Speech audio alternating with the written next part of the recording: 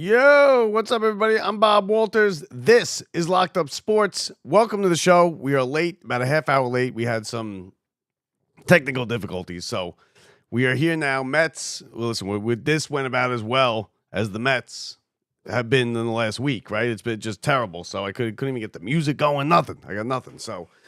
But we're here now. We are live, and we are good to go, so welcome to the show. I'm Bob Walters. This is Locked Up Sports. Mets extra. The Mets are limping into Philadelphia. They come in losers of 6 straight. The Phillies winners of 8 out of 10. And because of that, they are now tied with the Mets.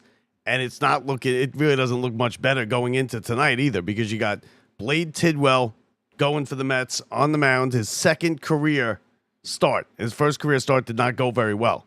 So his second career start for Blade Tidwell, and he's going up against Zach Wheeler. The Phillies have won 7 out of last 8 Zach Wheeler starts. And listen, a lot of it comes down to it's the starting pitching for the Mets.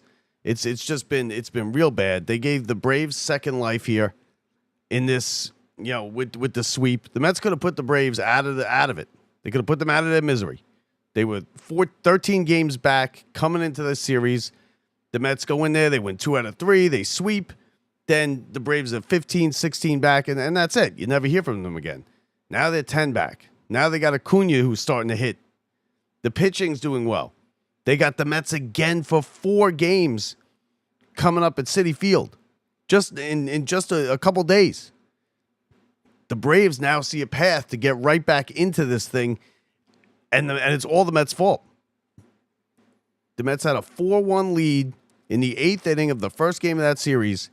And from that moment on, it was just downhill. And of course, it started before the series before at home with Tampa Bay sweeping the Mets. And listen, even when they asked Mendoza just the other day, just last night after the loss last night, the 6th straight loss, they said, "What is it? What's the problem?" And he said, "Starting pitching." And that's what it is, right? It is starting pitching, because the Mets have the starting pitching's in shambles. It's basically you got 1A and 1B or both on the we're both out injured. You got Manaea, who's he's stinking it up in the minor leagues. You got Montas, who was stinking it up in the minor leagues, but they brought him back up. He's now going to join the team. You got Senga, who's out. It's just you got the other guy's not pitching great. Griffin Canning did not pitch well his last time out. He goes tomorrow. And now he's starting Tidwell. You got Kranick, who went on the IL today. And you got Tidwell against Wheeler tonight. So a distinct advantage to the Phillies in tonight's game. Wheeler, every time he pitches, you're just kind of like, oh, why'd we get rid of him? But now, he's just last week announced his retirement, that he will be retiring at the end of the year. He's had himself a good career. Zach Wheeler's had a very good career. He was good with the Mets. He was even better with the Phillies, won himself a championship. And the Phillies are playing real well. Now, is it time? What's your level of concern here? Let me just bring this up here. What's your level of concern? Because is it panic time? Is this, 5-6 game losing streaks is not terrible. They're not like earth-shattering season destroyers. Their teams lose. The 86 Mets, I could run through a whole list of teams that won the World Series or made it to the playoffs or won the pennant that lost 5 or 6 games. Now, when you start to get to 7 and 8 and then, further down the road, then you start, okay, now it's trouble. I wouldn't say I'm concerned, but it's starting to, things are starting to snowball a little bit. You got the starting pitching is not pitching well. The bullpen is blowing games that they weren't blowing earlier in the season. You got the Mets' best hitters all slumping. Let me just bring this up right here. You got Alonso, Lindor, and Soto have 1 RBI over the last 5 games. Alonso, 3 for 20 for Lindor, I think it is. 4 for 24 Alonso. None of them are hitting. So you combine the not hitting with the pitching basically falling apart, the bullpen not doing what it was doing earlier in the season, and this is what you get. And now, Mendoza's kind of just trying to deal with it. The Mets got to just get through this rough patch here. But now they're playing good teams. They got the Phillies. Now, this is a big series this weekend. You don't want to come out of this, God forbid, 9-game losing streak, 3 games behind the Phillies. Then that's a real disaster. And then you're going home to play the Braves. You can find yourself just the whole thing falling apart.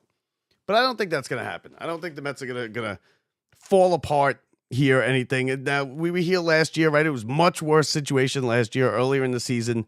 I think you hope it's not the opposite of last year, right? Where they come and they race out to the best record in baseball. They're killing it through the first 2 months, and then it's just a total collapse in on itself. That would be the opposite of last year. But I don't think that's going to happen. I think the Mets are a good team. I think it's just kind of all the bad things are happening all at once here. You got the pitching fall apart. You got Lindor, Soto, and Alonso not hitting. And Soto really still, I'm not defending Soto anymore because he's not hitting. He gets on base. He made a mistake getting doubled off of first base the other night. That's a terrible play. That's a terrible play. There's no way. He's standing in between. I think he's standing right around second base, and he's arguing with the umpire going, what's the call? What's the call? He clearly caught it. You saw that he caught it. Then he's sitting there looking at the umpire going, what's the call? What's the call? And then he tries to scramble back, and he gets doubled off. And that was a huge play. And then you got Alvarez making just bonehead plays behind the plate. Even Torrens last night was not great behind the plate with the 3 runs in the first inning. And it's all coming together in the wrong way for the Mets. And, as good as it was going for them earlier in the season, with the unexpected pitching, with the unexpected bullpen, with basically everything going right, it's now just the opposite of that. Everything is going wrong now for the Mets in these last 6 games. But still, it's only 6 games. They're still tied for first. You can calm down. It's not a complete disaster yet. It's only been a week. It's a bad week. It's a real bad week. They got their ass kicked in Atlanta. And we've seen that before. And it sucks because you got your ass kicked by a team that was 13 games behind you. You shouldn't be getting it. Team is 13 games behind you. You shouldn't be getting your ass kicked. And that's what happened. And they gave the Braves life. And now the Braves are playing well. The Phillies have won 8 out of 10. But, it can flip very, very easily. The Mets get a win tonight or get a win tomorrow. Tonight I don't see them winning. I think this thing's going to get to 7. Tidwell he had a rough start, his first start out when he played his first major league start. This is his second major league start. I think, you never know. He is a big prospect. He's supposed to be good. I would have brought up one of the other guys. I would have brought up Sproat. Let Sproat get a chance. He pitched well in spring training. He's been lauded as a big prospect. Let him come up here and then try. Can't be any worse than Tidwell did at his first start. But they didn't. They gave it to Tidwell again, his second start. Kranick, that's the roster move that they made. Kranick goes down. Tidwell comes up. I mean, Edwin Diaz hasn't pitched in a couple days. I would imagine you get him in the game tonight if he can. Either way, he should be good to go. And they got to just try and get to Wheeler if they can. It has not been a good week for the Mets, and I think it could get worse before it gets better. Now, you don't want to get swept here. You don't want to go home nine in a row, go back to Citi Field, because the Mets haven't been great on the road. Even when they were playing well, they were a 500 road team. They were a game over, a game below. They were a 500 road team. Now they're below 500 on the road. Still have a good home record. Still have one of the best records in the National League. And if you think about it, right where the Phillies are now, winners of 8 of 10, tied with the Mets. They've crawled their way all the way back. They're tied for first place. Just a week and a half ago, 2 weeks ago, the Phillies were in basically the same spot that the Mets are in. They were losers of 7 in a row, I think it was. I think they lost 7 in a row. They had a bad 10 or 15 game stretch. The Mets opened up the lead in the division to 6 games. And just like that, in the snap of a finger, it can change. And baseball's a long haul. The Mets played shitty for 2 months last year, and they were able to get it back, and they won the pennant. The 2015 Mets lost 7 games in a row. The 2015 Mets, during that 7-game losing streak, lost 3 in Atlanta to not a very good Atlanta team. The 2015 Mets still won the pennant. So it's not time to panic. Don't panic. But tonight, you want to get to Wheeler. You want to get Alonso hitting again. You want to get Soto hitting again. You want to get Lindor. Because when Lindor doesn't hit, he kind of makes the whole thing go, right? When Lindor's not hitting, it starts off bad.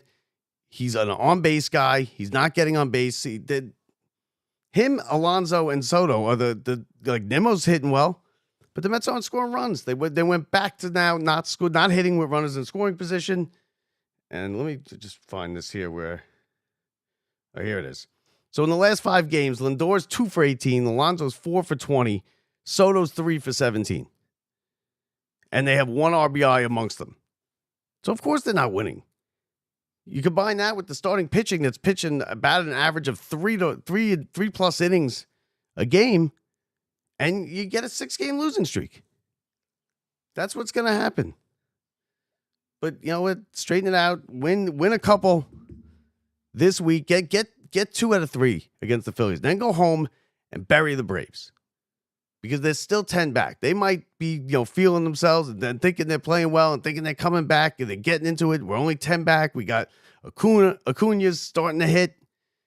But if the Mets could take 2 out of 3 from the Phillies, then they go bury the Braves at Citi Field, and all will be right with the world. The pitching is something that the Mets are going to have to work on. Now, I heard that they were looking for a possible center fielder. I read something today that said the Mets were looking for a center fielder possibly at the deadline. That makes no sense to me because Tyrone Taylor is a Gold Glove caliber center fielder. He doesn't hit. He's a light hitting center fielder, but he's a Gold Glove out there. He makes every play. Tyrone Taylor does. Every one. Even the one where the Braves won it on the walk-off sac fly. He went back. There was no chance he was going to throw that guy out. And what did he do? He went back and he made the play at the wall. And then we'd like to welcome Everyday Mets, our good friend, always joining us here. What's up, guy? Everyday Mets has joined us. If you have anything to say, put a comment, and we'll respond to it. Don't forget, you can find us anywhere you get your podcast. You can find us on YouTube. You can find us at our website, lockedupsports.net. Tried to get Brett to come on with me today, but Brett's working, so he didn't want to do one of them parking lot deals today. And hey, listen, I just wanted to come on and then kind of vent a little bit because it's been a rough week. Yesterday at least the basketball game was on. The basketball's about to be over. There's one more game left, and then it's just Mets and Yankees. And the Yankees aren't exactly lighting it up either on their side. But I don't think it's panic time. I'm just saying the only thing that came into my head was maybe let's hope it's not a reverse of last year, right? Where they go in, they come into Atlanta and they just start losing, and then it just goes downhill and the whole thing falls in on itself. I don't think it's going to be. What's your guys' level of concern? Everyday Mets, are you concerned with the way with the team, or is this just a bump in the road? What's going on here with this? Not worried. So he's not worried. That's right. Apple TV tonight. The game. Just so you know, a game is on Apple TV. If you don't get Apple TV, then you don't get the game. So I get Apple TV, but only because I recently got a new Apple device. I recently got a new iPad, so I do have the free couple months of Apple TV. But I'm going to be working. I'm going to go to sleep after this, and I got to go to work. And tonight, I'm not feeling good about tonight. From what I saw from Blade Tidwell in his first start, he's going up against Zach Wheeler, and we know Zach Wheeler pitches well against the Mets. We know he's a good pitcher. The Phillies have won 7 of the last 8 Zach Wheeler starts, and the Mets are obviously limping into town. Phillies are riding high, 8 of 10, and they're tied. They got all the way back and they're tied, and it just shows that this is a good division, even though it's very top heavy with the Mets and the Phillies, and it was supposed to be the Braves. The Braves not so much to a lesser extent because the Braves are still 10 out. So let's be real. They're not in it yet. Now, if they go have another good week and they 3 out of 4 against the Mets, then maybe we could start to worry about the Braves. But the Braves are still well back in the rearview mirror from the Mets and the Phillies.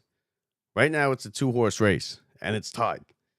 And the Mets, just a week and a half ago, I was sitting right here in this seat talking with Dexter Henry saying, maybe the Mets, we might not even worry about the stretch run. Mets might pull away by the All-Star break. And, of course, I got egg on my face for that one. Because I think since that, I think that I had Dexter on the day after they lost the first game against Tampa. That started the losing streak, and they haven't won a game since. So, I mean, I'm talking about pulling away and not worrying about the stretch run, and we can relax. And now, 6 days later, they're tied for first, playing against Philly, in Philly, with Blake Tidwell on the mound. Now, let's see. Let's see if he goes out there. He's a big prospect. He's supposed to be good. He's pitched well in the minors. He was tearing up the minors. Nobody could touch him earlier in the season. So, go out there and pitch a good game. And you never know. Maybe the Mets can get to Wheeler and they could get themselves a win. But I think the bullpen too, because even though the starters, the Mets have given up 6 runs in every game in this losing streak. They're 1-16 when they give up 5 or more runs. And they're not scoring either. They've kind of, it's just kind of, and I don't know why Marte's not getting more time as the DH. I would put Marte in the DH. I don't have the lineup, but they didn't have it out yet. Let me see if they put the lineup out yet. Let's see. They should be putting it out any minute. Yeah, we got the lineup. So here's your lineup for tonight's game. You got Lindor, Nimmo, Soto hitting third, Alonso fourth, obviously, McNeil, and there's Young again. Young in the DH. That's an automatic out. Young. I don't know why. So he must have pictures of somebody, of Mendoza with somebody, because the fact that this guy's in the lineup hitting on the interstate, never gets a hit, big automatic out, and and they got Terens, so no Alvarez tonight. Beatty playing third, and Tyrone Taylor in center field. And like I said, the Mets said they were looking for a center fielder. I'd keep Tyrone Taylor out there. You could get another bat. How about a DH? How about a DH that doesn't hit 148? That's why you need another bat. So Everyday Met says Lindor needs to get hot. Let me put it up on the screen here for you guys. Lindor needs to get hot tonight. The Phillies can't beat us in 2024 NLD. Yeah, well, listen. We beat them that's last year. They beat them. And that was coming out of nowhere, right? The Mets came out of nowhere, and they beat the Phillies in the NLDS, but everything went right. Right now, it's the complete opposite end. Everything's going right for the Phillies, but 2 weeks ago, everything was going wrong for the Phillies. That's why I'm not getting too bent out of shape over this. Lindor's going to hit again. Alonso's going to hit again. Soto is going to hit again, I think. And then the pitching will probably not be at all ever as good as it was the first month and a half of the season. It just probably won't be. I think they were in over their heads. They were pitching better than they really were. This staff is not as good as it was pitching, right? I mean, you had Brazoban that were looking like Mariano Rivera. Diaz, though, I feel confident about Diaz. I think he's got it back this year. I think Diaz I don't think that's a fluke. I don't think that's going to go away. And I think that's a big thing. Because when you have a bad team, when you have a bad bullpen, they're just crushing losses. They're all like the games were against the Braves. So, and the Mets had the Braves in the first game. They had a 4-1 lead in the 8th inning. And then it just kind of all fell apart. You had Acuna made the great play the next inning against the wall on Alonso, and then the bonehead play by Alvarez, and that's all she wrote.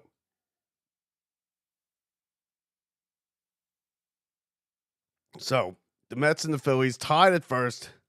Wheeler against Blade Tidwell. Listen, Blade Tidwell's got a 14 ERA coming into this game. The rest of the series, you got Griffin Canning going tomorrow. He's pitching, coming off a bad start, coming off 2 straight bad starts, really. He didn't pitch terrible in the first start, but,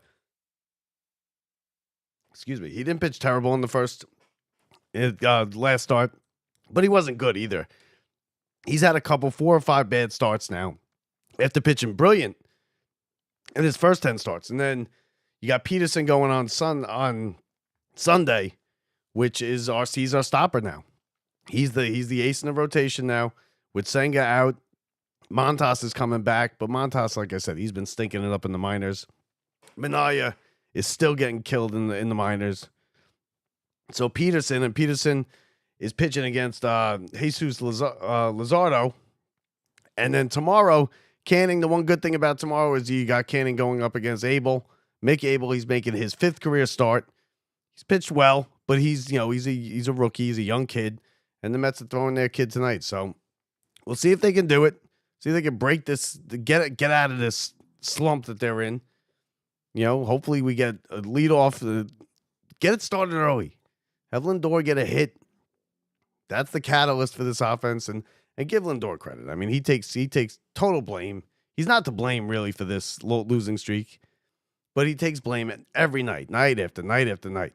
Oh, well, we can't win without a leadoff hitter. If the leadoff hitter's not getting on and I'm not getting on, you got to love Lindor. He's the heart of this team. And Alonso also, Alonso was going to cool down a little bit. He's not going to keep pace with Judge. He's not Judge. So that wasn't going to keep pace. I think the Mets were playing a little bit over their head.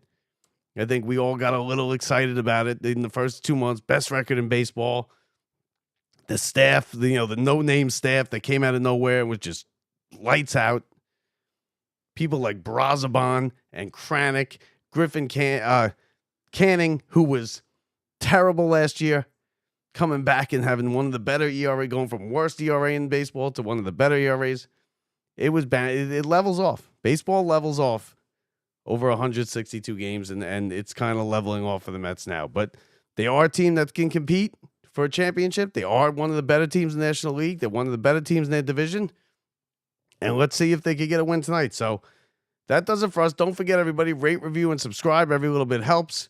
Find us YouTube, anywhere you get your podcast, right here, live sometimes. And always at lockedupsports.net. We'll hopefully get some big guests coming up in the next week or two. We got some things in the works, so we'll get back to you on that. But that does it for me. I got to go to sleep. I got work tonight. From the Brian Gunzel Studios, thanks for watching, everybody. I'm Bob Walters. See ya.